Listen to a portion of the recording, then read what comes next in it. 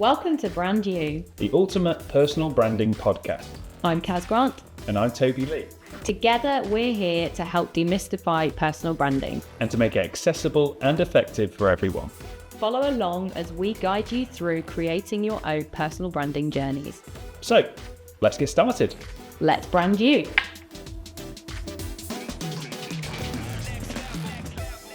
Hi everyone, and welcome back to the Brand You podcast. So last week we were talking about expanding your personal brand's reach, and this week we are going to go into everybody's favourite topic, the power of video for your personal brand. Now I know that everybody listening to this / watching this will already be like, oh my gosh, they're going to make me go on video. But was that their favourite? You sure?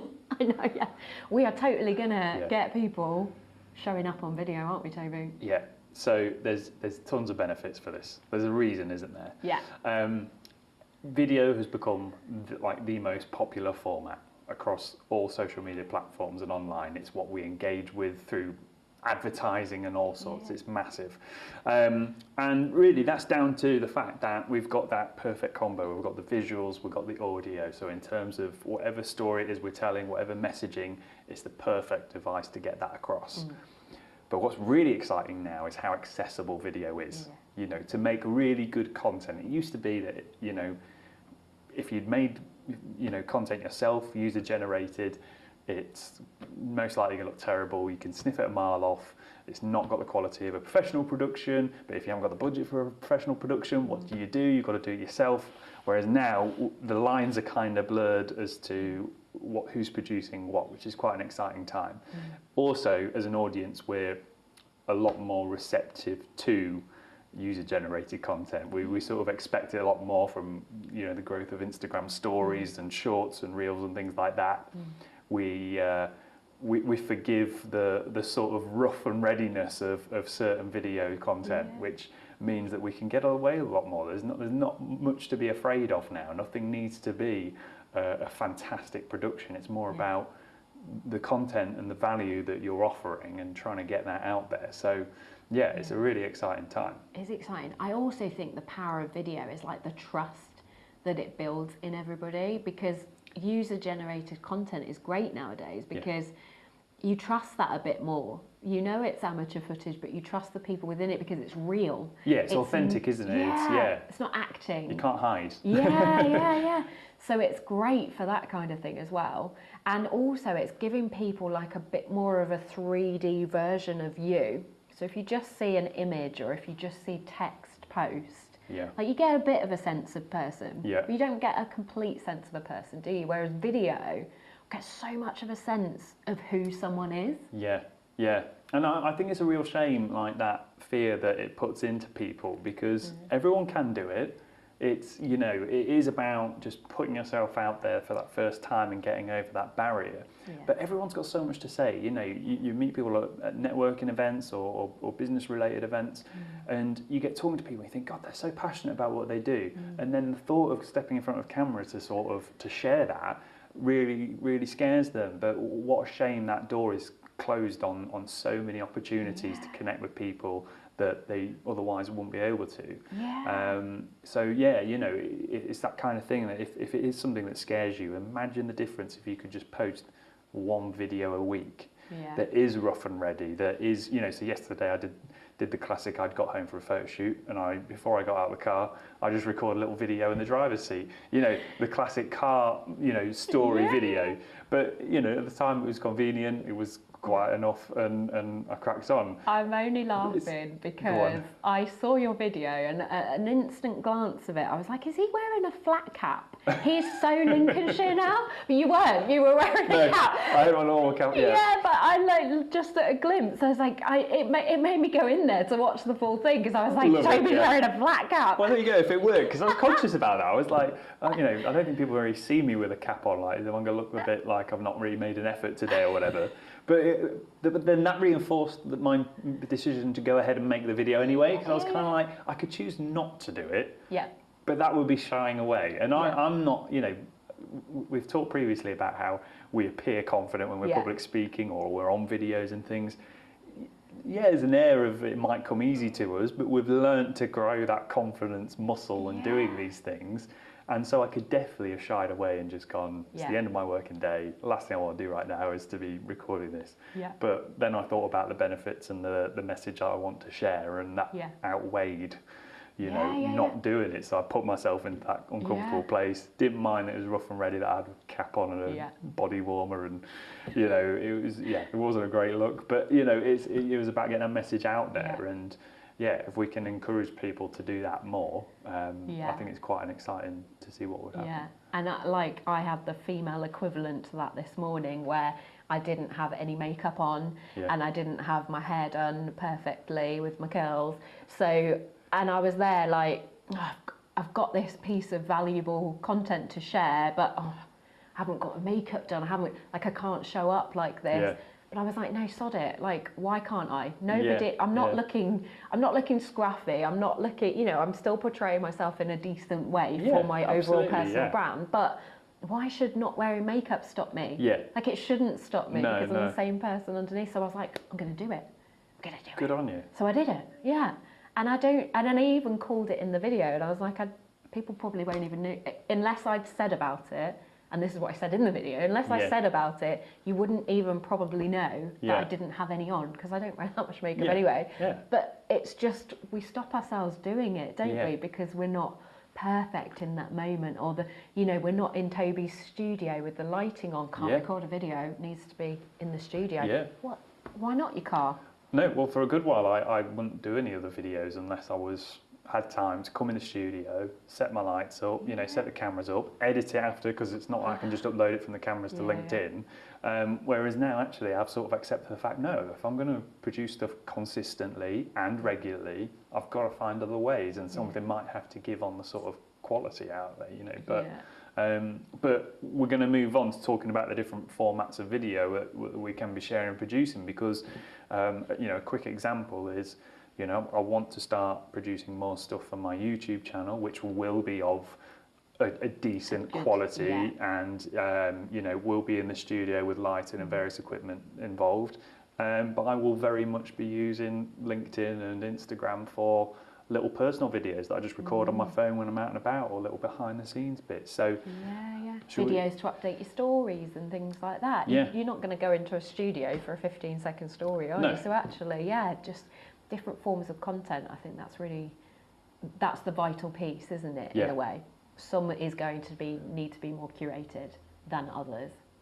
Okay, so I think maybe let's go into some of the forms of video content that can be created then, because I think there's so many different formats of content, isn't there? I mean, video-wise, we've got things like your full-on YouTube videos, but we've got little horizontal videos that can be used for Reels, or even YouTube Shorts, or TikToks.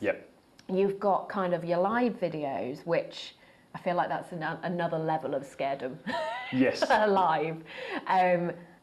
And I think, again, with videos, maybe create to your comfort zone. So if you are starting out and new to videos, how about you just start practicing being on video anyway, and you just record yourself? Yeah. And then maybe the step after that could be that if you're on Instagram, you share stories, because they time out after 24 hours.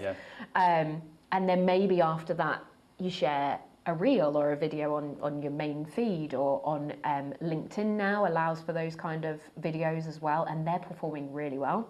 Yeah. So it's all these step-up things. Then maybe you create a full production thing on YouTube, and then from that you can create your shorts and cut it down as well. So you can easily repurpose content by doing videos as well. But you've got to start, haven't you? And then maybe, I guess, at the pinnacle of all of that is then maybe you could go live, which is a very scary thing. But I don't actually get scared of lives anymore. I don't know. Again, I think with all videos, what I tend to do, and I didn't realise I was doing this before, was I would think I'm having a chat with somebody.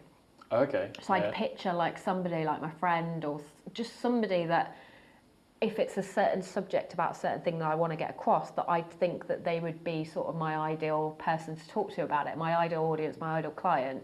I'm almost picturing someone in real life that I would perceive to be my ideal client. Yep. And it'd be like I'm having a chat with a friend. So I don't find it that scary anymore doing video because it is just like a chat. But what I do and have always done is I'll always hover on that live, like pressing to go live. And I don't know why I do that, but like before I go live, I'm always like, my brain just goes, you don't know anything. Yeah. And I'm like, it's all going to go horribly it's wrong. all going to go horribly wrong. People are going to laugh at you. Yeah. You don't know anything. You can't record this 20 times and pick the best one. Yeah. And I'm like, how many lives have I done now? Why is my brain still doing that? But I'm like, no, screw you, brain. And I click live. Once you've clicked it, 3, 2, 1, you're on. Yeah. You can't take it back. And I think that's one tip that people could do to get a bit more confident with it. But also then not deleting your videos and just posting them. I think so many people, again, if they pre-recorded videos, will pre-record a video, watch it back, hate all of those sections to themselves, delete it and never post it. Yeah. Do not watch it back. Yes. And just post it. Yeah. And I know, again, that can be a bit like, well, did I say the right thing? Did I say the wrong? That's us overthinking it all, isn't it? Yeah. You did say, unless you've completely mucked it up and you know you've said something wrong in it, then obviously delete it. But if you're just a bit like unsure about like how you came across or anything, just post it and see.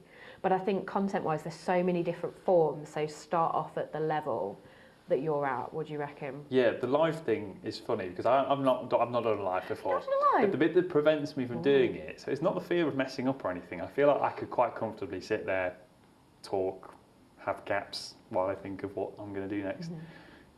It's probably the fear of like no one turning up or no one like clicking on. Yeah, do you know what I mean? And yeah. but that's not necessarily the purpose of a live, because a live then you can send it to your reels, you can keep it as a post, or you know, have it out there for forever. So you can still use it as a way of just filming your content. It does happen.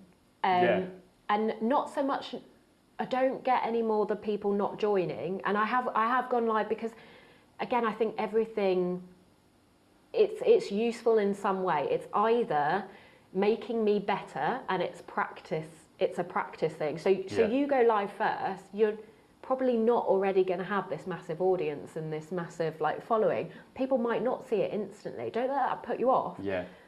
The podcast, I didn't think when we were starting a podcast that we would have the audience instantly. I thought, let's start it now, let's do it because we'll get better. We'll have to grow it. By the time we have a huge audience, we will have polished all of the bits and we'll look better. So that's my thought process with it. So when I'm thinking about going live or creating a video, I'm not thinking be perfect on day one. I'm thinking, if I do it now, when maybe nobody's watching, these can be my practice ones. Yes, that and makes then sense. when people do watch, and I have got hundreds or thousands of people watching, I'm more confident then. I'm more polished then. I'm better at it then. Yeah. So start small when you're not, and then do that. And the other thing that puts me off, it doesn't put me off doing a live because I do it, but it's just something that goes off in my brain while I'm doing a live, and you wouldn't notice it because I'm still talking as though I would be to a friend, but in my head it's going, oh, blah blah joined and then they left. Oh really? Yeah, okay. So some lives you can see people leaving as well. So you've got, I don't know, 3 people on live and you're like, oh, I've got people on live, and then suddenly there's naught. And then suddenly there's 3 and naught. And some of my lives I have done for like an hour or something. Yeah. So I know that they're not going to be on the whole time necessarily. So again, I'm not thinking that's bad. I'm just thinking I have value to give here. This is really beneficial. If they like it, they'll watch it on the replay.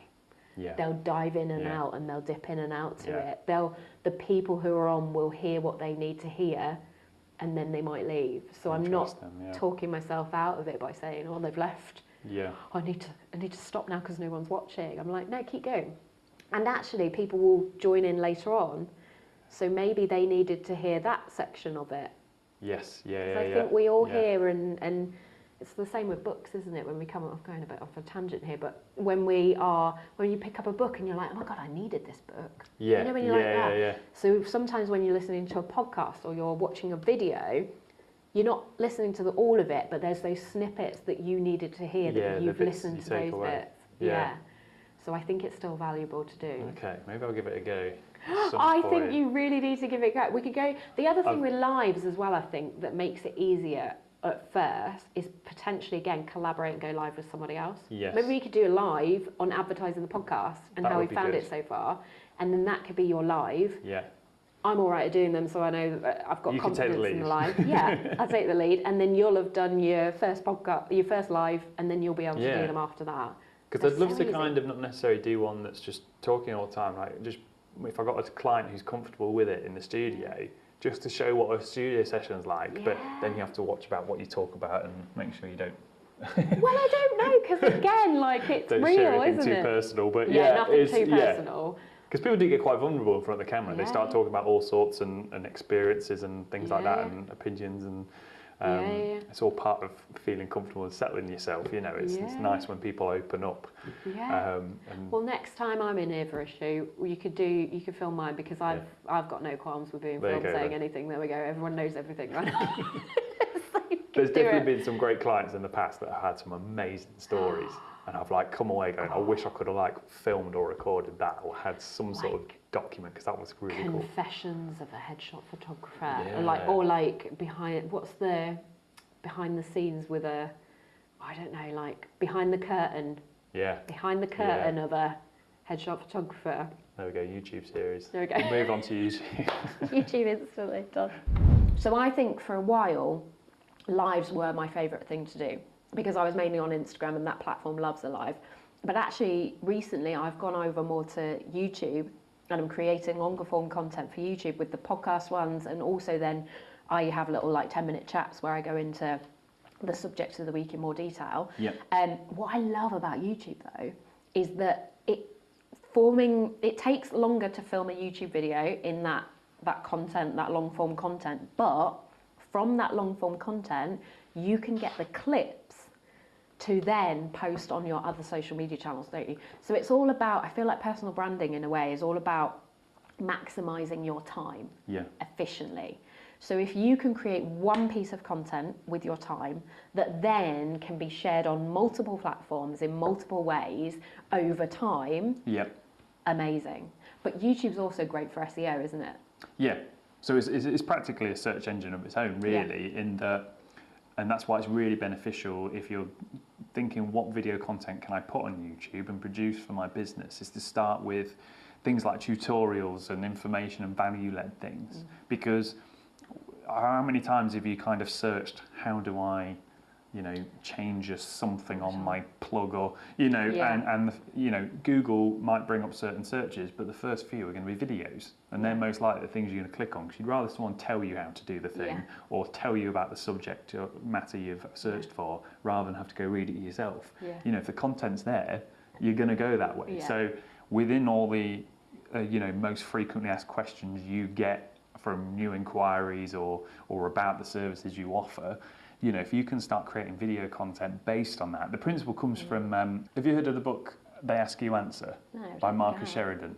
So it's a fantastic book, and it's basically the principles of SEO essentially. So what he did to grow and expand his business was he realised people were putting sales messages out, his competition were, but not actually embracing what it is that the clients need to know before they make that big purchase of these products. So he was selling swimming pools, so it was, a purchase is a really big one for these people. So when the price tag is that big, as a way of kind of building that trust, building that authority, he went down the route of using his blog on his website to answer any questions. So what kind of pool is best? What kind of materials? Thinking about all the decisions that client's going to have to make before they purchase. How much should it cost? How do I maintain it?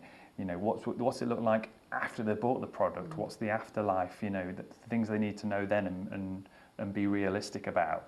So that suddenly anything that was searched along those lines was only coming up with his website, because he was the only business doing it. So the principles are really powerful, because if you can use your YouTube videos to kind of do that, you're going to then start coming up in the searches, you're building that trust in what you do, but also the content you're putting out is really relevant, because you're thinking about what your audience wants to hear first. You're not thinking, I'm going to talk about my new camera I've got because I'm really excited about it and I need to tell the world how much I spent on it. But actually that doesn't matter to the person who's buying a headshot session because they're going to expect the photo to be of a certain quality and that, they're not going to see the difference. Yeah. But if I'm sharing content about how to feel good in front of camera, how to, what should I wear, how often should I change my photo, those kind of things, I'm more likely to engage them. But also, time-wise, like we look at creating a YouTube video as the time invested in doing that, but then how much time does that save when you can then, people are asking you these questions and they're going to ask you those questions on repeat after that. Yeah. So you've created the answers that you can literally share people a link to then. Yeah. So any regular questions that are getting asked by your ideal people who are going to buy from you potentially, you can send them a video of you sharing how to solve that issue, solve that problem, move through that thing that they've got. So again, like how powerful is it? So it takes time at the beginning to create that, but then how much time is that going to give you back down the line? And how many more people are going to see you because they're searching, how do I do that? Yeah. How can I find that? How do I fix that? Yeah. And it doesn't need to be a big scale production either. It doesn't need to be polished and showing, perfectly how it is in a really professional manner. It's just as good or just as useful to have you on your phone, just talking and telling, sharing the details. But because I do that on YouTube. I'm not in Toby's studio with the lights and the professional cameras doing my YouTube. It is literally me sat in front of my phone and I'm doing it on there. And that's all it needs. Yes, I have, again, go back to previous episodes of the brand new podcast, I've got the lighting, so it's on my face, it shows me up. And I'll put lots of description stuff in there and all the links and everything, but it is literally so amateur filmed that people don't care anymore about the quality of the filming exactly. As long as it looks okay and you're not shadowed and hiding and stuff, people don't care so much about that. It's what you share within it. Yeah. So as long as you're sharing value, then that is valuable to people and people will watch and listen. And I also think with YouTube, like we've got to think about the future. So personal branding is going to be a marathon, not a sprint. It's going to take us the longer term. So if we're just doing things nowadays on platforms nowadays that are cool for our ages nowadays, well, that's great. But the youth of today are coming up. Yes, I said it. The youth of today. I'm officially old. Scallywags. I'm officially old because I'm saying phrases like that. I love it. I am. So the youth of today are on those platforms. They are not watching TV. They're not watching adverts on there. Yeah. They are watching YouTube. They're not even searching on Google. So you've got your business set up on Google and all your ratings. Brilliant, perfect, have it. But your future customers are not on there. They're on YouTube. Yeah. So I'm manageable and go back to previous episodes of like don't take on too much at once and stuff, but maybe YouTube is a platform that you want to focus on first and then use some of the short form content to share on another platform. So you create that once and then you've got shareable content throughout the rest of it. So time wise it doesn't take too much more effort. Yeah. So in terms of getting started with video content, like we could record just as simply like on our laptop, couldn't we? Like, I know everyone's got a phone, but some people might not have a good phone. Yeah. Everyone's got a laptop with a little webcam camera. Like, there's two options there that doesn't matter how basic they are, you can do something with it. Yeah, most people have access to either a smartphone or a computer. And I use like iMovie to do my YouTube videos actually. Right. And I record it on there because it's going to be a larger file size. I don't want it on my phone, because my phone is full. Yes, much stuff. So I record it on the computer, it's got more space, and then I can instantly upload it to there as well. And I don't even edit my YouTube video. It's literally me talking for probably 10 minutes. What I'll do is I'll have some notes below, so like some bullet points. So I'll know what I stick to, but I've been practicing video now for long enough to talk. So it's not that hard, but and that's for long form.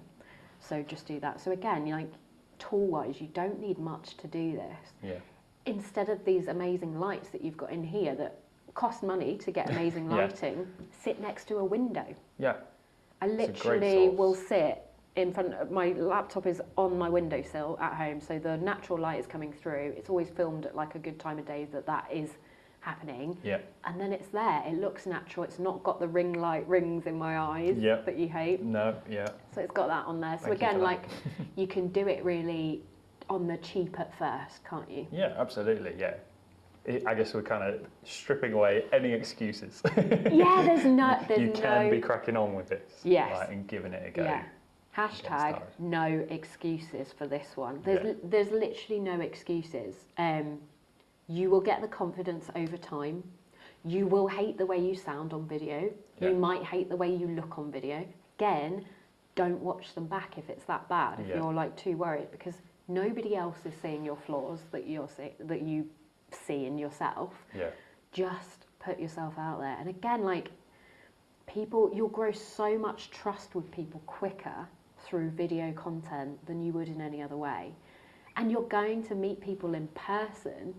So if you can meet people in person, like you might as well put a video out there. Yeah.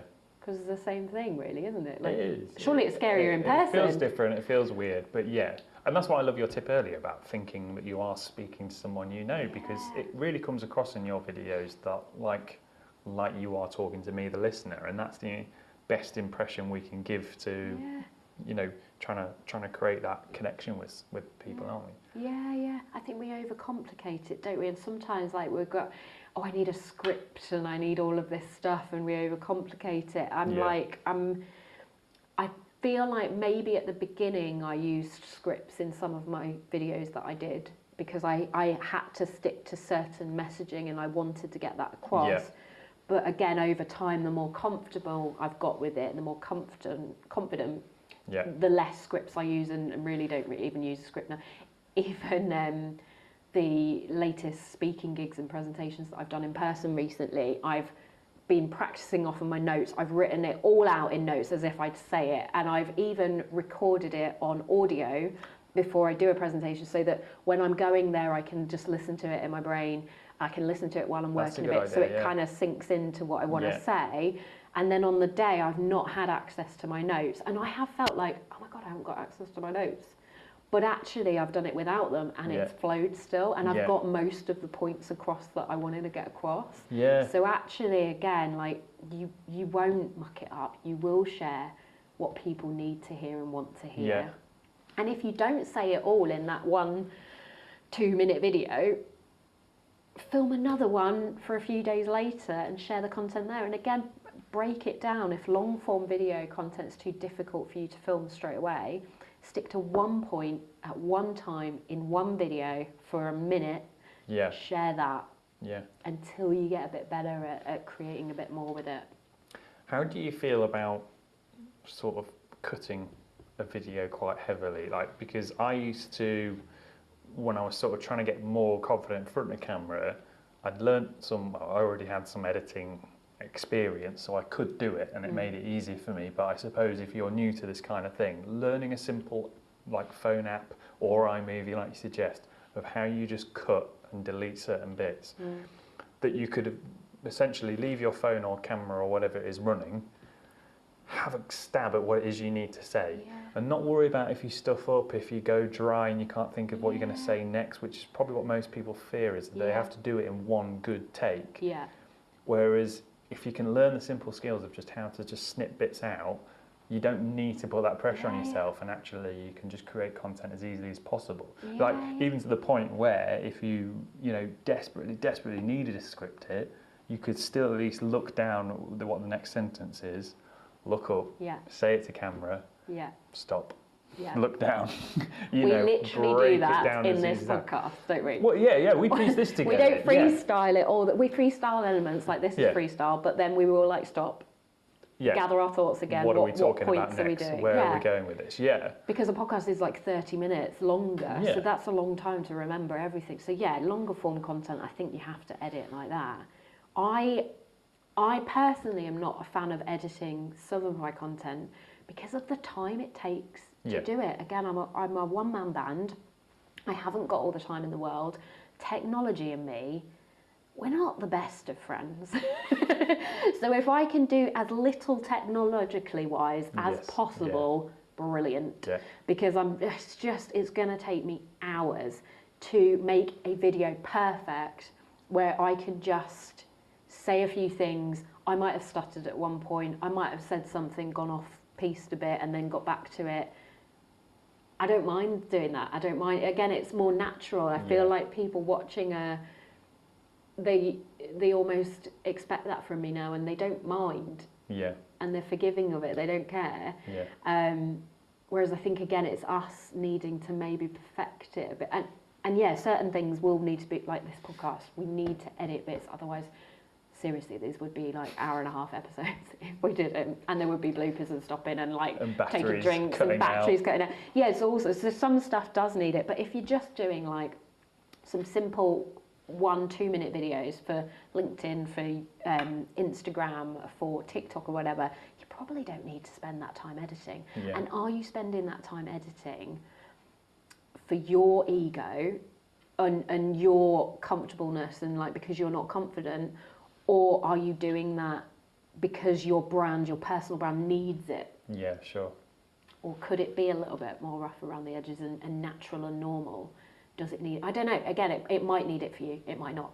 I mean, a videographer, you're sharing your services as a videographer, like you probably would need a perfect like imagery thing and videos to a certain degree, because that's what you do and you want to showcase the best out of that. Photographer, like you want, again, a great podcast with great images, you've got the cameras, you've got the tech to do it. I'm a personal branding and I'm teaching people to just bloody get rid of some of these excuses and get out there. I'm doing it imperfectly because I don't want the perfect thing to stop people. Nice. So it's what do you do? What do you want people to do? What do you need people to do? And think about that for your niche as well. Let's stop being perfect. I think all of these episodes, let's stop trying to be too perfect. So it's time for this week's actionable step. So every episode we've been leaving you with an actionable step that you can take away, go and implement today to further your personal brand. So on the theme of the power of video for your personal brand, we want you to go and record a video. Oh my God! And more importantly, you're going to share it, okay? Yeah. You can't just record it and then that's it. So in terms of doing this, have a little think about your 5 questions that people are asking you. It might be recently, it might be common questions that you get asked time and time again about your services or about your business or whatever your offering is. And from those 5, you're just going to pick one and focus on that. So it could be as simply as, you know, what's the turnaround time for your service? And you're going to open up your phone, your laptop, however you want to try recording, and have a play with just answering that in a simplest form, trying to think about talking to that person as naturally as possible, okay? Really imagine that you're talking to them, you're not in your bedroom or wherever you are with your laptop and looking at the little camera there. And then I want you to go over to LinkedIn or whichever platforms you're focusing on at the moment and post it and share it. And make sure that you tag Kaz and I so that we can share it, we can comment it, we can make sure that we give you some engagement as well. And we're really excited to see what content you can come up with. So make sure, guys, you're following along to the brand new podcast on Spotify so you get notified every time an episode drops weekly. And then also follow us on the Brand New community group over on LinkedIn, where you can ask us any personal branding questions that you have burning inside of you. Here's to branding you.